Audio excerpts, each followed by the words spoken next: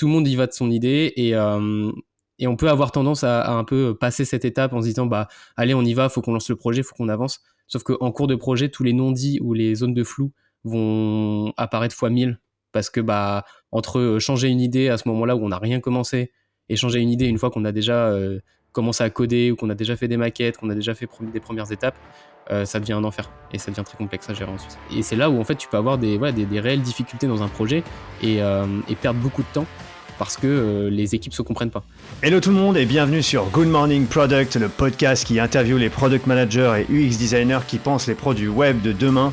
Et aujourd'hui on reçoit Nathan Lamontagne, un entrepreneur qui voit le développement web comme un terrain d'innovation sans limite. Nathan dirige Viadei, une agence spécialisée dans la digitalisation sur mesure, où il transforme des idées complexes en solutions concrètes. Site e-commerce, fonctionnalités IA, applications métiers, tout est conçu pour coller au plus près des enjeux business. Avec lui, on ne parle pas juste de coder, mais de bâtir des produits solides, capables d'évoluer et de vraiment servir les utilisateurs, même dans les contextes les plus exigeants. Bref, Nathan, c'est celui qui met la technologie au service du produit avec une précision d'orfèvre. Bienvenue sur le podcast, Nathan. Salut Pablo, merci de m'accueillir. Je suis content d'être sur le podcast, sachant que j'avais participé au choix du nom. Exact. Et je suis très content du nom que tu as choisi parce que ça faisait partie des plus que j'avais mis. Ouais, c'est ça. Eh bah écoute, merci à toi. Tu as contribué à l'essor du podcast Good Morning Product. Ça fait plaisir. En tout cas, merci d'avoir accepté mon invitation et de pouvoir passer un peu de temps ensemble sur un sujet qui est hyper important quand on bosse sur des projets web. Donc, je vais enchaîner déjà sur la première question. Donc, aujourd'hui, tu vas nous dévoiler la méthode et un peu les étapes par lesquelles il faut passer pour assurer la maîtrise à 100% d'un projet de développement web. Est-ce que déjà, tu pourrais nous rappeler les principales étapes d'un projet web ? Ouais, merci Pablo. Donc, les principales étapes, moi j'en compte de phase 0 à phase 6. Pour expliquer un peu la démarche, je pense que c'est intéressant de prendre un exemple concret, si ça te va. On peut prendre par exemple un restaurant qui voudrait digitaliser ses process et donc qui doit passer un peu pour toutes ces étapes pour son projet. Et puis c'est assez parlant et c'est un typologie de client qu'on a déjà eu dans l'agence. Donc la première phase en fait avant de démarrer tout le projet, enfin n'importe quel projet, c'est important de prendre énormément de temps selon moi à faire un bon cadrage en pré-étude en fait, avant de lancer quoi que ce soit, même avant le vrai cadrage technique. En fait, c'est vraiment d'étudier la faisabilité du projet du client, que le client en fait déjà comprenne lui-même pourquoi il te sollicite, pourquoi il veut lancer ce genre de projet, où est-ce qu'il veut aller, quelles problématiques il veut répondre. Et en fait déjà, on se rend compte que ce genre de questions, les personnes qui lancent des projets digitaux pour leur société n'ont pas forcément les réponses. Donc c'est intéressant déjà de les mettre de mettre les porteurs de projets, donc la partie product, quoi, vraiment les gens qui ont le besoin, de les mettre face à ce sujet-là et vraiment faire une pré-étude technique, étudier ce qui est faisable, ce qui est pas faisable, qu'est-ce qui intégrerait tout de suite un énorme budget ou d'énormes contraintes, enfin vraiment déjà réfléchir à toutes ces choses-là pour après en déduire déjà un budget de projet, un planning prévisionnel, les ressources prévisionnelles, etc. Donc pour moi déjà cette étape elle est hyper importante et à partir du moment où on n'a pas validé cette étape, pour moi il faut pas aller dans la suite parce que c'est la meilleure manière de se louper a posteriori, c'est de ne pas avoir cadré certaines choses à ce moment-là et que les clients ne sachent pas exactement ce qu'ils veulent avant de lancer le projet. Parce que ça veut dire que si cette étape-là n'est pas faite, à ton avis, du coup, plus tard dans le projet, le développement du projet, tu peux avoir des loupés parce qu'on n'était pas tous alignés, pas d'accord sur en fait, certains objectifs, etc. Surtout qu'en étape de début, il y a un peu une émulsion, tout le monde il va de ses idées, ça va un peu dans tous les sens. Justement, au début, c'est un peu le chaos et l'objectif de cette étape, c'est de recentrer le chaos vers quelque chose de réalisable et de faisable. Okay. Et en fait, on peut avoir tendance, comme il y a beaucoup d'avis divergents dans cette étape-là, les différents acteurs du projet, que ce soit les prestataires ou les ressources en interne techniques, que ce soit les personnes qui portent le projet. Donc, ça peut être, par exemple, pour l'exemple du restaurant, ça peut être les managers ou les gestionnaires du restaurant. Tout le monde y va de son idée et on peut avoir tendance à un peu passer cette étape en se disant allez on y va, faut qu'on lance le projet, faut qu'on avance. Sauf qu'en cours de projet, tous les non-dits ou les zones de flou vont apparaître fois 1000 parce que entre changer une idée à ce moment-là où on n'a rien commencé et changer une idée une fois qu'on a déjà commencé à coder ou qu'on a déjà fait des maquettes, qu'on a déjà fait des premières étapes, ça devient un enfer et ça devient très complexe à gérer ensuite. Ok. Donc Trop ça, c'est la intéressant. première étape. Ensuite, la deuxième étape, donc là, on va dire qu'on a posé les bases. On va avoir une étape de cadrage qui est un peu plus cadrage produit, technique, cadrage métier, où là, on va vraiment valider toutes les règles en fait pour répondre aux besoins du client ou du porteur de projet si c'est un projet en interne. Donc là, en fait, on va passer par des phases d'atelier en général où avec la personne en charge du projet, on va définir les règles, quels sont les parcours, les flux. Par exemple, pour l'exemple du restaurant, on va définir quel est le process, le parcours client de A à Z entre le moment où il prend connaissance, il arrive sur le site vitrine qui présente les beaux plats du restaurant, etc., jusqu'à sa venue au restaurant. Quelles sont les étapes en ligne de son parcours? On Mhm. va avoir, par exemple, on va décider qu'il arrive sur la page d'accueil, il a un bouton pour réserver, ça lui envoie vers un formulaire de réservation. Ce formulaire de réservation, qu'est-ce qu'on lui demande pour que le restaurant il puisse avoir toutes les infos? On va déjà demander les coordonnées pour pouvoir le rappeler s'il y a besoin et le tenir informé de l'évolution de sa réservation. On va demander s'il y a des enfants. Ça, c'est important pour un restaurant parce que du coup, en fonction de ça, ils vont le placer sur telle ou telle table où il y a plus ou moins de place. Est-ce qu'il y a des personnes en situation de handicap? Pareil, dans le restaurant, ils ne vont pas placer pareil. Donc, on va se poser toutes ces questions-là pour définir en fait vraiment quels sont les besoins et les règles métiers en fait du projet. Donc ça, Ok, et ça, tu le fais, je vois la suite du doc, tu le fais en amont carrément de la phase maquettage. Avant de faire c'est ça. les maquettes qui sont la partie design et qui permet ensuite aux développeurs d'intégrer le site, tu fais carrément ça en amont des maquettes où tu veux vraiment bien borner toutes les règles métiers et savoir exactement quels sont les différents parcours pour qu'ensuite, au niveau des maquettes, ça soit plus fluide, quoi. C'est ça? C'est ça, en fait, faut pas que les personnes en charge des maquettes doivent avoir ces réflexions. Faut que les personnes qui fassent les maquettes, quand on est en phase de maquettage, on est en phase de production. On n'est pas en phase Ok. de réflexion. Donc c'est vraiment en amont, faut qu'on définisse voilà, tout le cahier des charges de où est-ce qu'on veut aller et comment on va emmener là, pour le coup, notre client du restaurant, comment on va l'emmener jusqu'où où on veut pour pouvoir traiter sa demande et comment également en interne, on va traiter sa demande. Est-ce que les réservations sont validées automatiquement? Est-ce que ça passe par une validation manuelle des serveurs? Si ça Mhm. passe par une validation manuelle des serveurs, donc toujours dans l'exemple du restaurant, qu'est-ce qui se passe s'il refuse, que reçoit le client? S'il accepte, que reçoit le client? Il faut se poser toutes ces questions en amont parce que si on pose ces questions au moment des maquettes, en fait, les maquettes, elles se basent sur ces réflexions-là, donc il va y avoir une divergence à un moment. C'est clair. Ok. Donc voilà, donc pour ça, on va faire des ateliers, on va faire des comptes rendus d'ateliers qui définissent les parcours, qui définissent où est-ce qu'on veut aller, pourquoi, etc., les modèles, voilà, tout ce genre d'informations pour passer à l'étape ensuite de maquette dont tu parlais. Donc l'étape, ce qu'on appelle l'étape design. Donc on a là une première transition, c'est-à-dire qu'on passe des personnes qui ont fait le cadrage, donc qui sont plutôt orientées produits ou gestion de projet, et bien évidemment les personnes qui sont voilà, qui vont utiliser l'application. On passe à l'étape de maquette, qui là, on va faire intervenir de nouvelles personnes qui sont des designers. Et même dans les designers, on a des sous-catégories avec les UX designers et les UI designers. Donc, dans un premier temps, on va plutôt avoir la partie expérience utilisateur avec des wireframes. Donc, l'idée, c'est de faire une schématisation de toutes les interfaces qu'on va développer.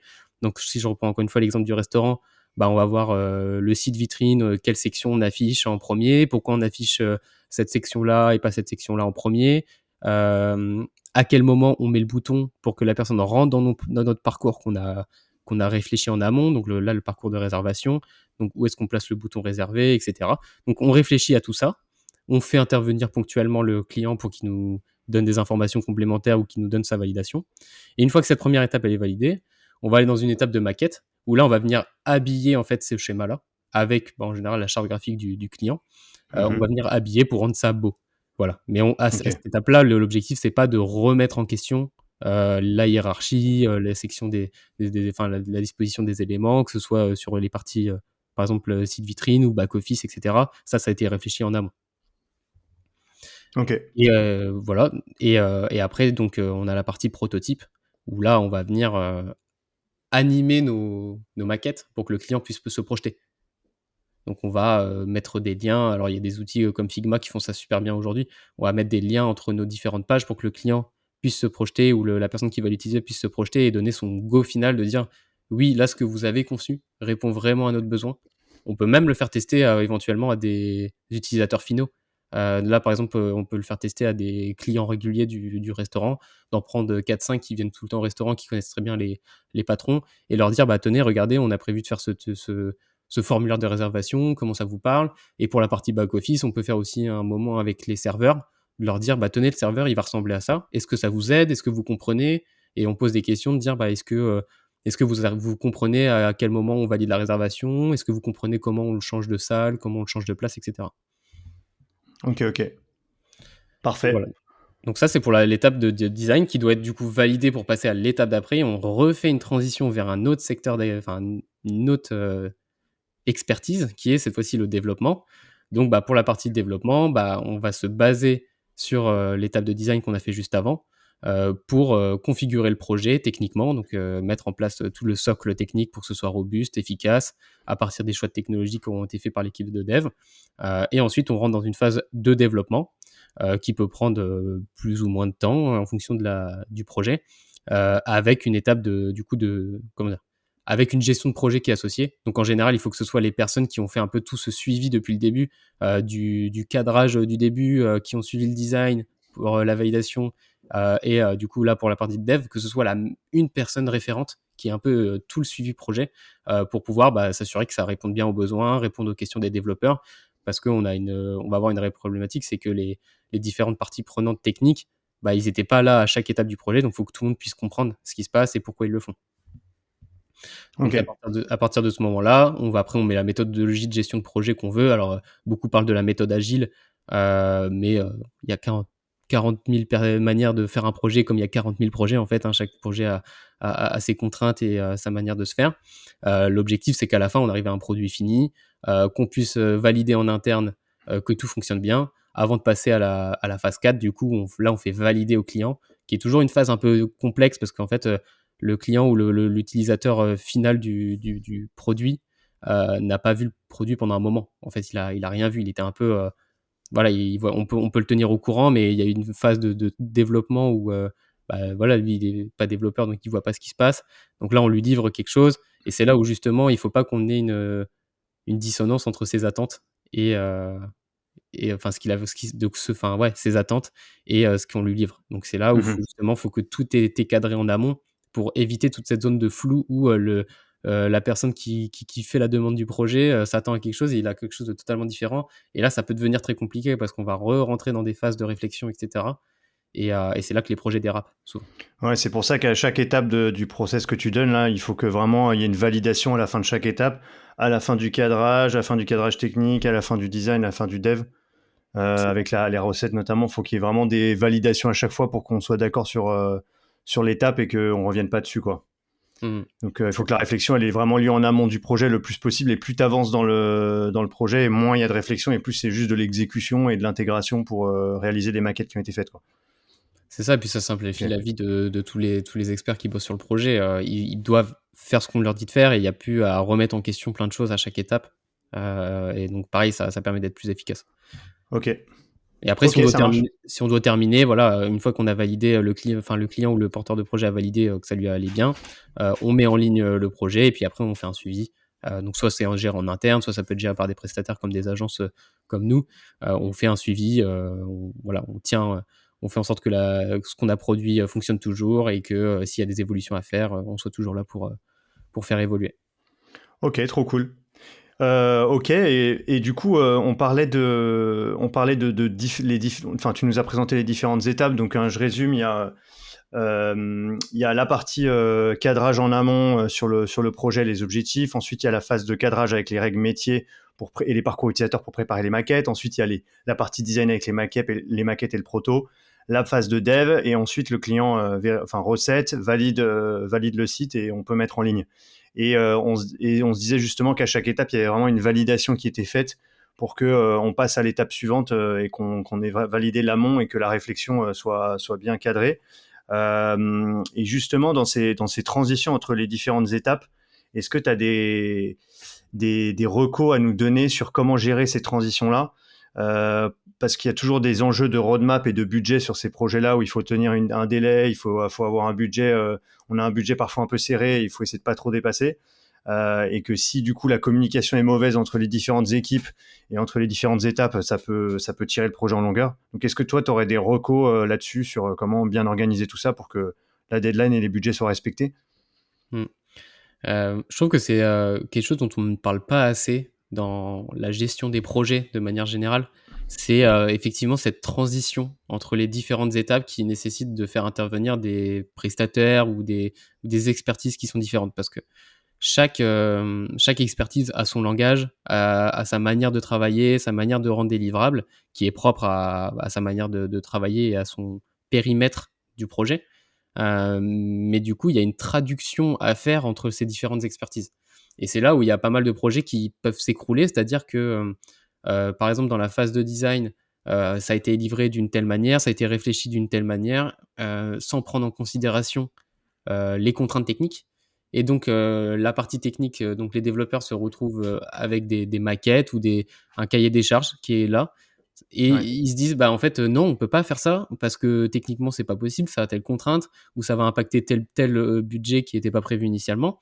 Et c'est là où en fait tu peux avoir des réelles difficultés dans un projet et perdre beaucoup de temps parce que les équipes se comprennent pas. Donc c'est pour moi la meilleure manière pour anticiper ça déjà, c'est d'avoir un représentant de chaque pôle qui intervient dans chaque étape. Déjà dès la Ok. phase de cadrage, d'avoir un représentant technique. Alors c'est pas forcément un développeur, mais au moins quelqu'un qui a une connaissance tech assez globale pour anticiper certaines problématiques et pouvoir en parler à ces différentes étapes et le faire valider bah, du coup les impacts que ça aura par la suite ou non.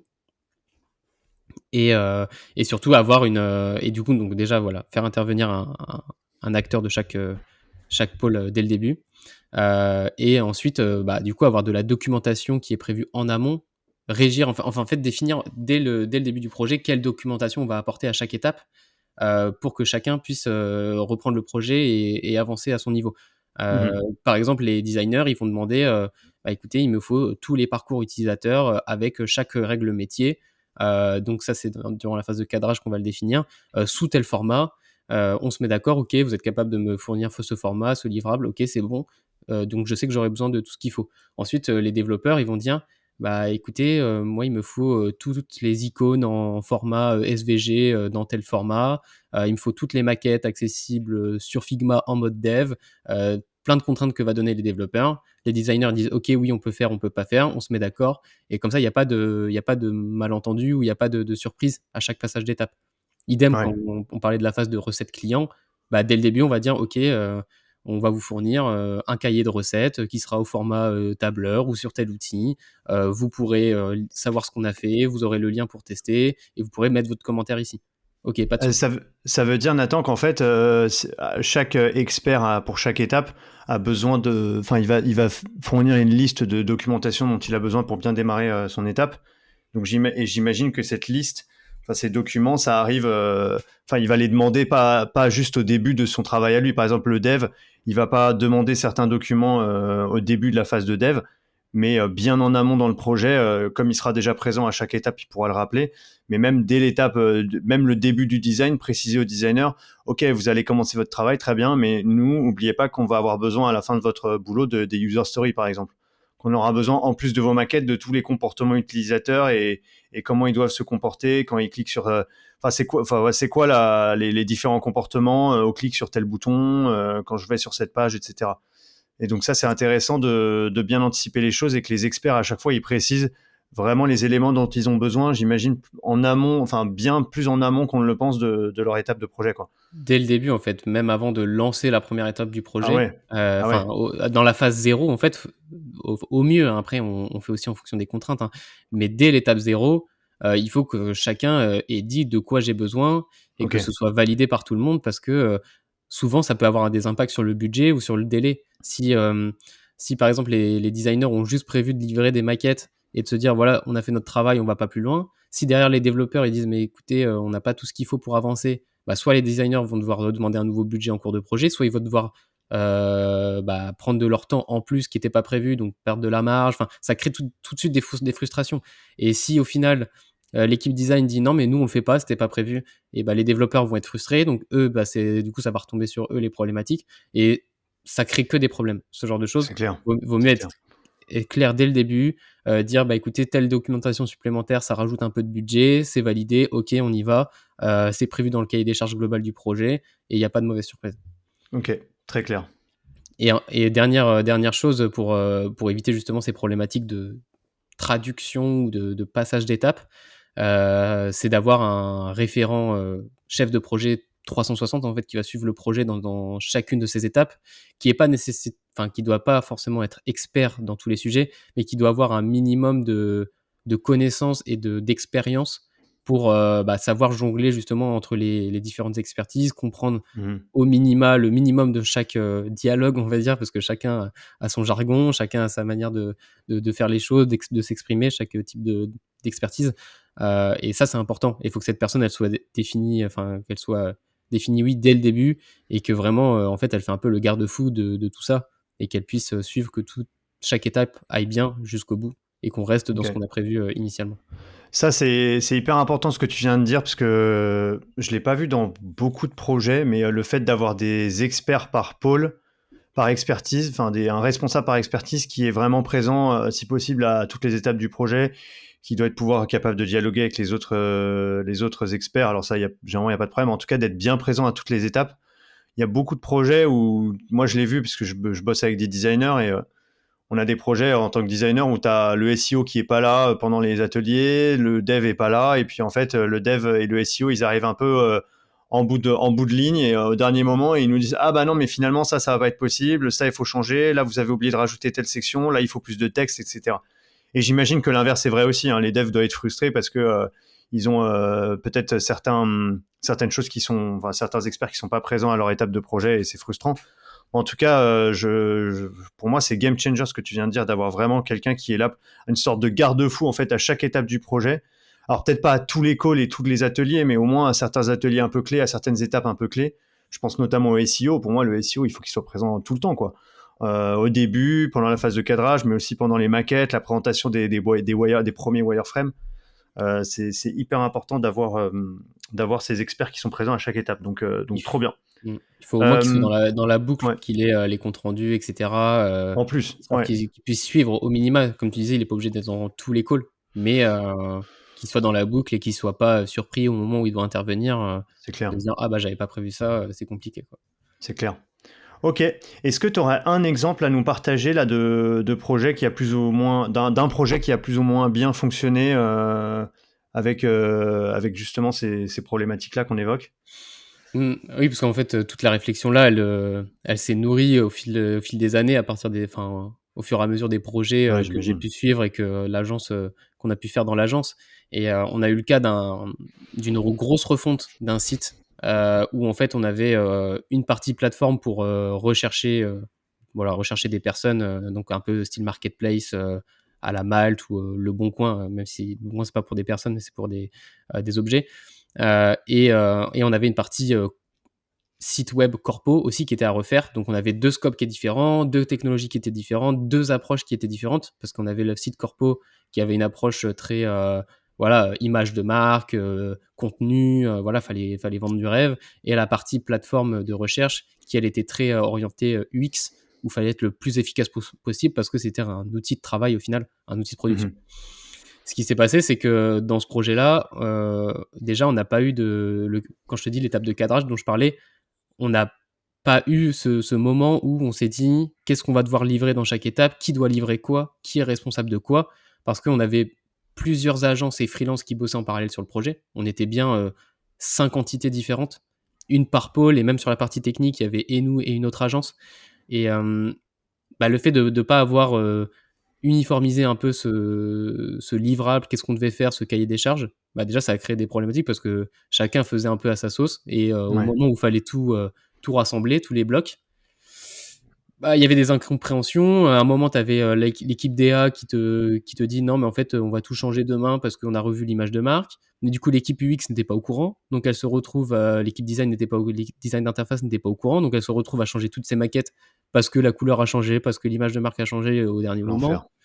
L'enfer. L'équipe contenu, elle a jamais été mise dans la boucle, et c'est, quelques semaines avant la mise en ligne qu'on leur dit: «Hey, va falloir produire, 500 articles». D'accord, comment on s'organise? Bon Donc voilà. courage. En fait, il a manqué cette personne qui prend le lead de dire: «On met tout le monde autour de la table, et qui fait quoi, qui livre quoi, à quel moment». Et comme ça, il n'y a pas de problématique, qui doit se synchro à quel moment, etc.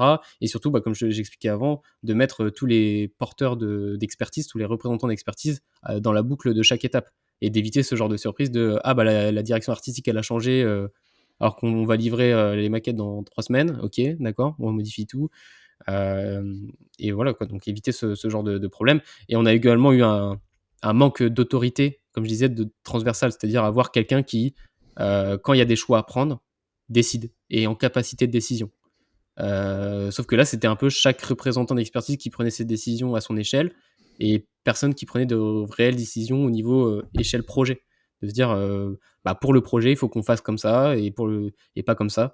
Et donc, ça a fait que petit à petit, il y avait toujours des zones de flou qui se créaient et il n'y avait pas d'uniformité dans la manière de conduire le projet. Ok, bon exemple à prendre. Du coup, pour les prochains, ça c'est un bon point, C'est à ça. avoir en tête. Ok, et écoute, merci beaucoup pour ces insights. En tout cas, c'était hyper intéressant et ça donne une bonne méthode. Et je trouve que c'est très clair pour avoir les étapes en tête et un peu les petits warnings à avoir quand on lance un projet et surtout quand il y a beaucoup d'interlocuteurs autour de la table, comme tu viens de l'évoquer. Est-ce que tu peux nous donner un peu tes modèles et inspirations ou ta veille marketing, design, Mm. si tu as des petits trucs à nous partager? Oui, alors, donc, je crois que tu l'as dit au début, moi, je viens d'un cursus assez technique, hein, d'un cursus d'ingénieur en informatique. Donc, j'ai commencé ma carrière plutôt sur un poste d'ingénieur logiciel, enfin, un profil ingénieur logiciel orienté développement, code, etc. Mais justement, dans cette logique de pouvoir être dans toutes les étapes d'un projet, j'ai mis en place une méthode un peu test and learn où je me mettais sur une nouvelle expertise, par exemple l'UX design, et pendant, je sais pas, 6 mois, je vais me nourrir un peu de ce que je trouve sur Internet, de formations, voilà, tester des choses dans mon coin. Donc au début, t'es mauvais, forcément, mais petit à petit, tu progresses et ça te permet d'avoir un niveau de connaissance juste minimum pour derrière te dire, OK, si je parle avec un UX designer, on va se comprendre. Je vais Hmm. comprendre ce qu'il me dit, je vais pouvoir lui parler de la manière dont il comprend et on va pouvoir fluidifier les projets. J'ai un petit peu fait cette méthodo sur toutes les expertises du digital, donc ça va être le SEO, le marketing digital, le design, etc. Et du coup, les compétences de dev que j'avais déjà, et ça permet d'avoir un spectre 360 pour suivre les projets. Et donc, pour faire de la veille, en fait, ce que j'ai fait, moi, j'utilise pas trop les réseaux sociaux en mode loisir, Insta, LinkedIn, etc. Enfin, bon, LinkedIn c'est pro, mais YouTube, je les utilise pas trop en mode loisir. Donc, ce que j'ai fait, c'est que je suis des créateurs de contenu sur chaque thématique, qui eux, en fait, enfin, c'est fou de se dire que gratuitement on a accès à ça, qui eux, en fait, C'est leur clair. travail au quotidien, c'est de produire du contenu qui est compréhensible par des personnes plus ou moins aguerries. Après, chacun a sa niche. Soit il y a des personnes qui font des choses un peu plus grand public, d'autres plus nichées. Et du coup, de suivre ces personnes-là qui poussent de l'information, de la veille, des méthodos, etc. Et donc, toi, de manière passive, si tu as bien construit tes algorithmes sur les réseaux sociaux, ta veille, en fait, elle se fait automatiquement. Et du coup, j'arrive à être toujours au courant des nouvelles tendances SEO, des nouveaux outils de design, des évolutions par exemple de Figma qui fait beaucoup de mises à jour en ce moment, de l'évolution de l'IA aussi. Et en fait, ça nous permet de se construire une veille un peu automatique comme ça, Hmm. C'est clair. sans devoir, je sais pas, aller toi-même rechercher l'information. Et pour l'instant, ça m'a pas fait défaut. J'arrive à être à peu près à la page sur tous ces sujets. Alors, comme j'ai un rôle de chef de projet 360 sur les projets digitaux, j'ai pas besoin d'être ultra pointu sur les domaines. Donc du coup, forcément, peut-être que cette méthodologie peut avoir ses limites. Si par exemple dans le design, j'ai besoin d'être ultra senior ou ultra performant. Mais en tout cas, pour mon cas d'usage à moi, ça m'a largement suffi de travailler comme ça. Ok. Bon top. Écoute, bonne méthode. Moi perso je fais exactement la même chose que toi et je Mm. trouve ça ouf de pouvoir effectivement avoir accès à toute cette connaissance gratuitement et de pouvoir mettre en place des petits systèmes où tu reçois des newsletters où tu suis des mecs sur YouTube qui t'intéressent d'un point de vue business et ça te permet de monter grave en compétence sur plein de sujets donc c'est top. Est-ce qu'il y a un expert ou une marque que tu rêverais de voir passer sur le podcast avant qu'on se quitte? Ouais, je pense que je vais te proposer quelqu'un avec qui je travaille depuis un moment, donc c'est Val Brochard. Ok. Et je pense que ça peut t'intéresser son approche parce donc il est ingénieur logiciel avec une appétence data et IA assez importante. Et en fait, il arrive à avoir une approche technique orientée produit ou l'inverse. Je sais pas trop comment définir, mais En fait, c'est toujours la technique pour le produit ou le produit pour la technique, puisque du coup, comme il a ce spectre très technique. Et je pense que ça peut être intéressant de réfléchir, enfin d'en parler avec lui, de réfléchir un peu comment lui, il réfléchit le produit, quelle est sa vision du produit. Carrément. Parce qu'en fait, il a déjà monté par exemple des SaaS ou accompagné des clients sur des produits assez, voilà, qui ont assez intéressants, qui ont fait la différence, sans jamais par exemple passer par la phase de design. Ouais. Justement, lui, il arrive un peu à casser ses étapes. Alors ça a ses limites, mais ça a aussi ses avantages. Et je pense que ça peut être intéressant Trop bien. voilà, d'en Ouais, discuter genre avec lui. comment lancer un MVP avec l'IA rapidement et Ouais, ce genre de récupérer choses, par des exemple. insights. Mmh. Ok, trop bien. Si on veut te contacter, Nathan, fait comment? Bah, sur LinkedIn, hein, Nathan Lamontagne, je pense que vous pouvez me trouver facilement Ouais, on te et me retrouvera avec ta contacter petite si tête. besoin. C'est ça. Nickel, trop cool. Bah, merci beaucoup, Nathan, en tout cas, d'avoir partagé cette méthode. C'était super intéressant et on se refera sûrement un épisode pour d'autres sujets croustillants sur Ouais, la gestion de projet. sans problème. Merci à toi de m'avoir invité, c'était très cool. Avec plaisir, Nathan. Allez, à plus tard. Ciao. Ciao.